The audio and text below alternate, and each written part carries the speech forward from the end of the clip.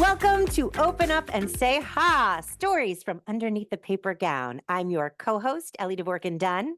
And I'm your other co-host, Julia Granacki. We are so excited to be here for our first episode, and we thought we'd begin by giving you a quick rundown of why we decided to start this new podcast.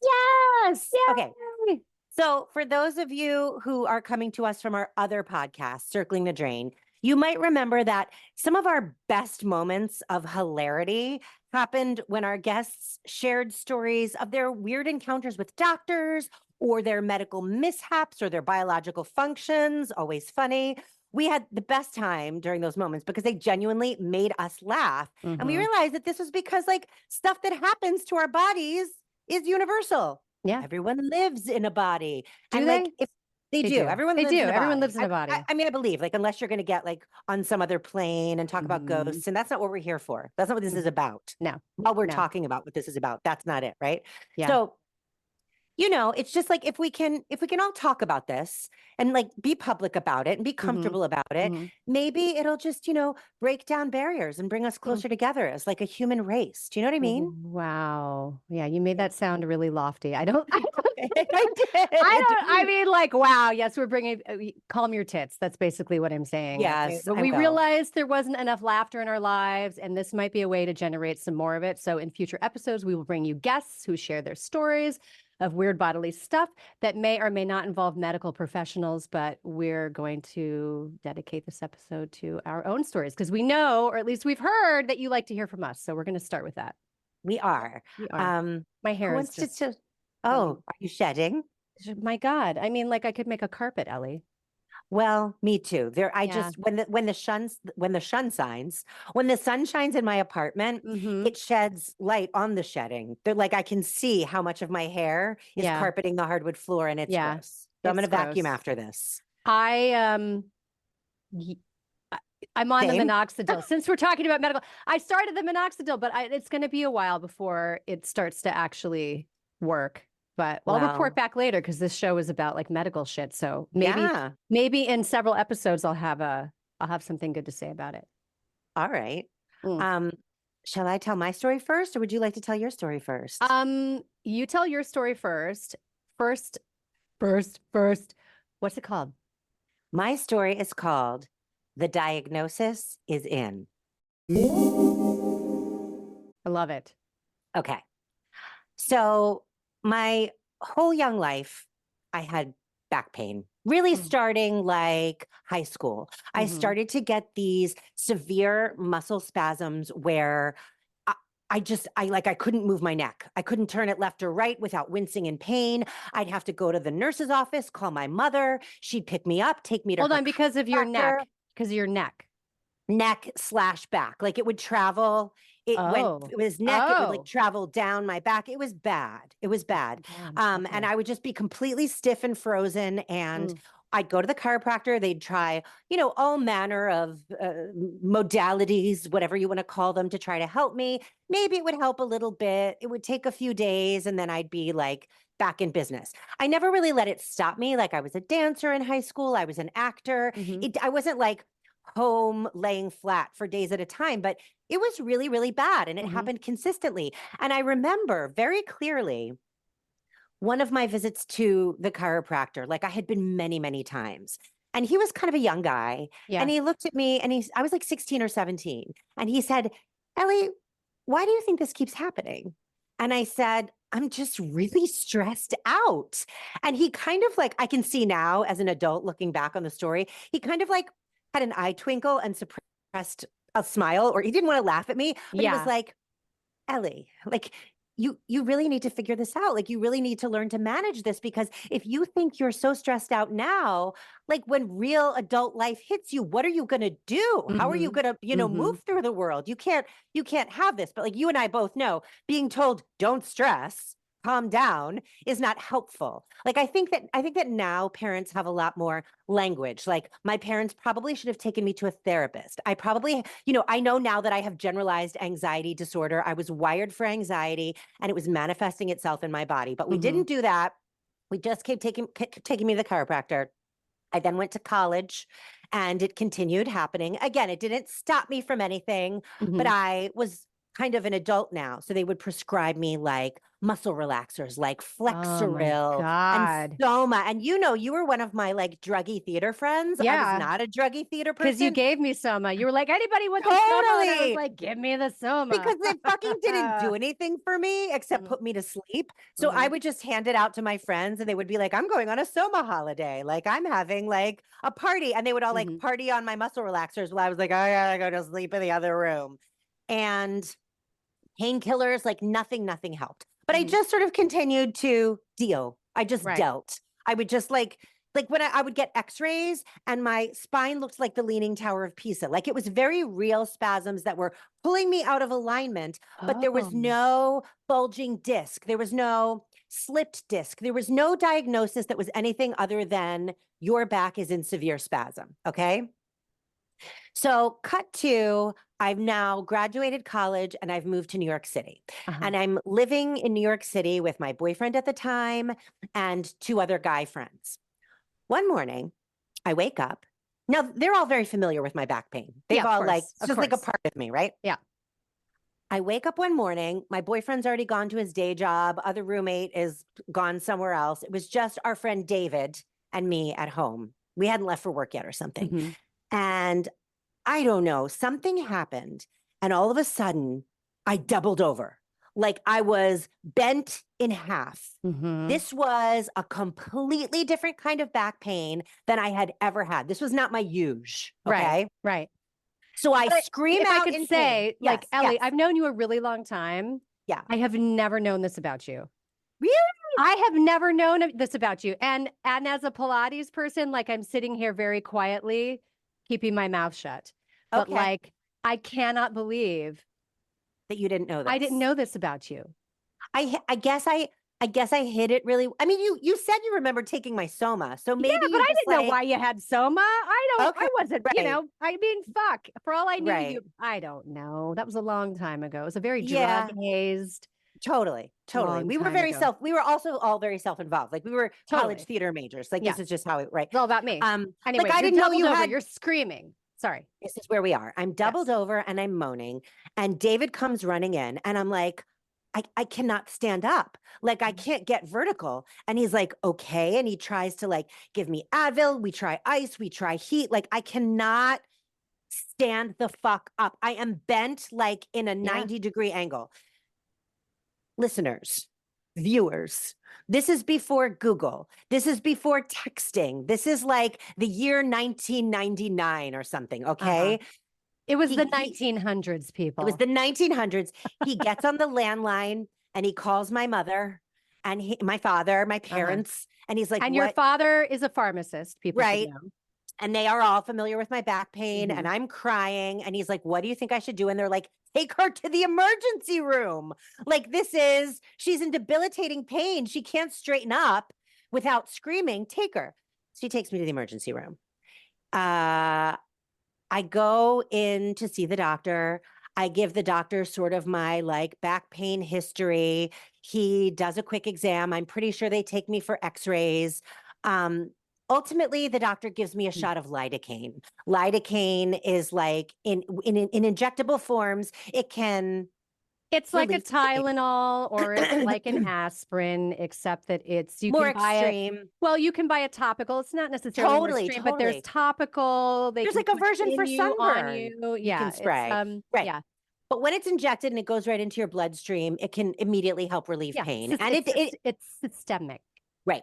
And it did. So it like relaxed me enough to be able to lay in the bed, to be able to straighten out. David goes and calls my boyfriend at his temp job and is like, you need to come to the hospital. Like your girlfriend's here. We don't know what we're going to find out here.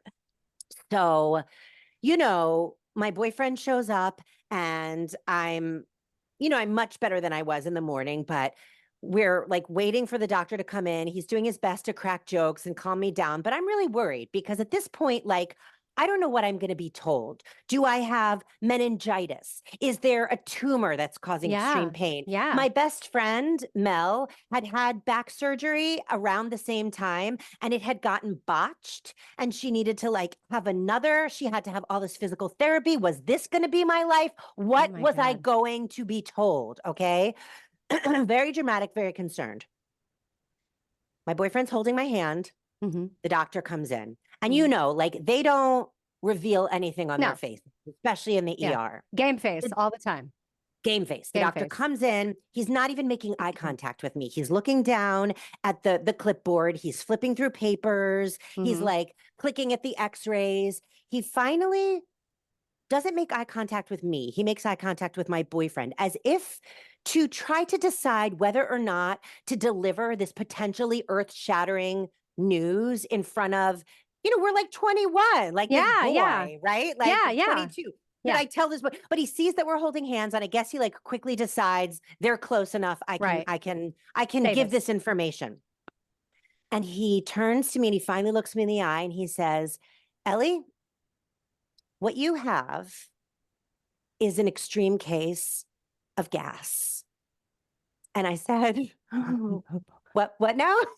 And he says, you have trapped gas. Sometimes if the fart, I'm sure he used better words. Sometimes if the fart doesn't come out of your body, a big air bubble can be floating around and it can like hit on nerves and it can cause severe pain that starts in your abdomen and floats around to your back. And like, this is a thing. Well, let me clarify, because let me explain that a little bit. Okay, great. Doesn't float in your back.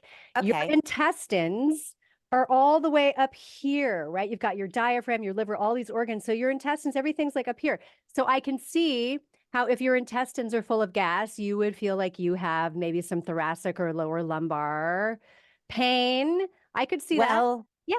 And if you're talking about somebody who's starting from a baseline Yeah. of already being so fucking tightly wound that since the age of 16. So wait, now you've had a gas problem your whole life. No, that's not what any of that other stuff was. Okay. That was related. Stress, that was anxiety, that was something else. But my body is already like a tight web of spasm prone nerve pain, whatever. Yeah. And now this gas bubble is here. And basically he's like, go home, rub your belly in whatever direction they recommend, clockwise, counterclockwise. I don't know. He's basically like, go home and fart and you'll feel better. And my boyfriend is like, you got to fart it out. My boyfriend is like, his shoulders are shaking, like he's trying not to laugh in my face. But is this the boyfriend I think it is? Yes, but I'm not naming names on this podcast. Right, but my God, I can see this happening. Yeah. Yes, and all I can say is that I was not a shy person, but I'm guessing, I can't like put myself back there, but I'm guessing that moving to New York and being the only girl in a household with 3 boys, it's not like I was trying to be a pretty lady, but I probably wasn't farting as much as I needed to be farting because there was constantly someone around that I didn't want to fart in front of. So I was probably suppressing my gas and holding it in. So this is like a public service announcement to like find a way to let your farts out so you don't end up doubled over in the emergency room with your roommate and your boyfriend laughing in your face and worrying your parents because you think you're dying and you have a spinal tumor. Really, you need to let the farts be free. Let the farts be free. So that was my diagnosis. I had gas. Ellie, you're welcome. Let me say something again. Please. There are very few things that I don't know about you. Not only have I never heard the story, which is like amazing, listeners, because I've heard all the stories. Yeah. But I never knew about the back pain. I never knew about this this inability to toot. I mean, now Now you toot it up whenever. I'm home alone a lot, and I live in New York City. And New York City is the best farting city because it's loud and it already stinks. You can walk throughout the city and crop dust, and no one is the wiser. Yeah, you can like the city might stink because of me. Listen, I doubt it. I think everybody's crop dusting, but I have a technique. This is what I do when I'm walking in the city. I mean, or anywhere, but particularly, even though I live in Jersey, I live in a very urban area of Jersey. And then I go into the city. So this is my technique. I'm like walking along and I do this. And then I just let it be free. Yeah, she's just looking left. She's looking right, seeing who's around her. Yeah. I've gotten so fast and loose about it that I'll let out like a great big And then sometimes not realize that someone was right behind me and wonder if they heard and then be like, I'm 47. I don't care. Maybe they did. Yeah. I don't care. But you know what, people, and I'll just say too, because I'm a Pilates instructor, like people fart during sessions all the time too. Like when you're moving around, like gas moves through the body and sometimes it just happens. And it's funny because like I'm so used to it because I'm just sort of like, oh, what's always fun to me is to just see like how the client reacts. I personally, I don't care. I don't care. Right. The client will either call it out or they'll just pretend it didn't happen. So as in the moment, I'm always like, no, but I'm like, what are they going to do? Are they going to call it out or are they just going to pretend? Like, what are we doing? Are we going to pretend it didn't happen or are we going to like say a quick thing and then like move on? Yeah. Men traditionally ignore, deny. Women will be like, oh, ha. And then like we move on. Interesting. Yeah. What's your story, Julia? Is it one I don't know? It is one you don't know. Amazing. One you don't know. My story is called Too Much Tuna. Yeah. I can't wait. I know. Too much tuna. Okay. So the year, I think this was like 2012. I had just met my now husband. And at the time, I was in a place in my life where like I had just moved into my studio apartment, like probably 6 months ago. I had gotten out of a tough relationship about a year or so ago. And I had finally, like financially had gotten myself into a place that was recovered from the breakup. Work was kind of settled. Everything was like really good. And my best friend was like, let's go have dinner. And normally like for so long, for like at least like the first year out of that breakup, like I was so broke. Like I was just paying my rent. That's like all I could do at that time. I was also living in an apartment that was like a little bit too expensive. But when you're getting out of a relationship, you're just like, I got to take this place because it's open. I can get in and like whatever. I feel safe. I'll just do the apartment. So I was like, cool. Like we're gonna go to dinner. I've got the money to do that, and I'm like looking cute. And it was like a gorgeous summer day. And I go and I meet her for dinner, and we were doing like, I wanted to say it was like Thai food. I think it was Thai food. So I don't remember what she got. I ordered like a seared tuna, which is one of my most favorite things to eat, period. Like a sesame crusted or something like seared tuna. It was absolutely delicious. And so I'm eating it. Amanda was with me, my best friend. She has a bite, and we're continuing to eat and I'm eating. And all of a sudden I realize that my lips are getting fatter. No. And my tongue is kind of swelling. And I'm like, what is happening? Like, what's happening to me right now? What's happening to me right now? And I look at Amanda and I'm like, is something happening? And she's like, yeah, you look like kind of weird.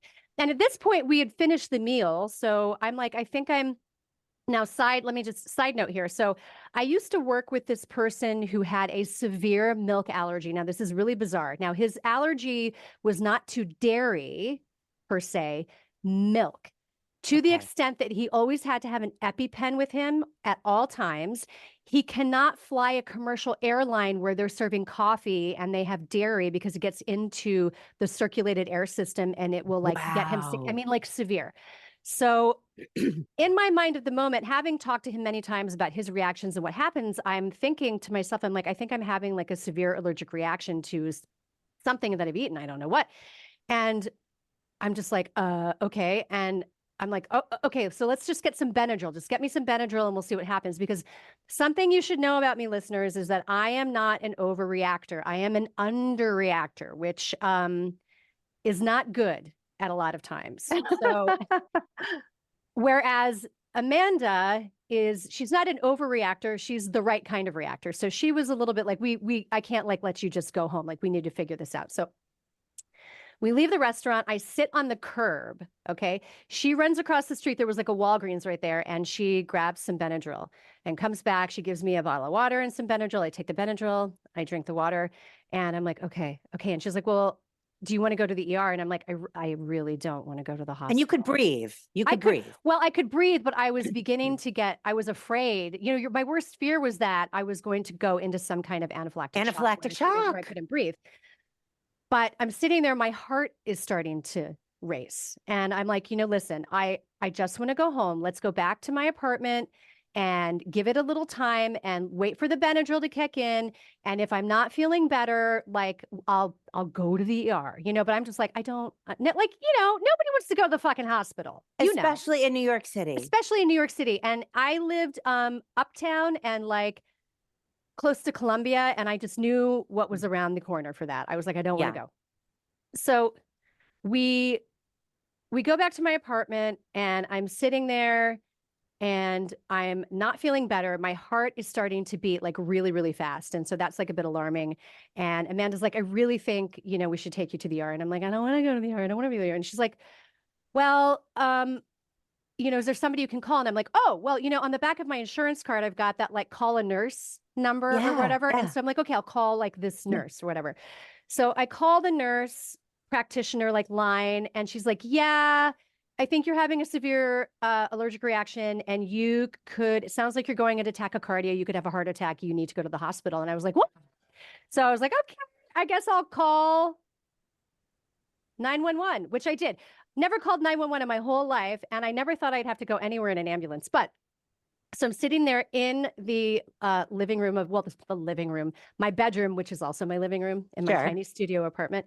And I live in the upper 100s, or at this time, and my block is not the best looking block, but I happen to have like a really nice apartment in that I made it nice, like one of those kinds of situations. You know how New York is. Explain to the listeners. It's like the facade may not be great. You walk inside, you may not have a lot to work with, but all you need is like a little bit of paint and a nice shower curtain, and you turn it into something nice. And I never know what's behind a door. Right. And I had really made this studio apartment like really beautiful, and I loved it a lot.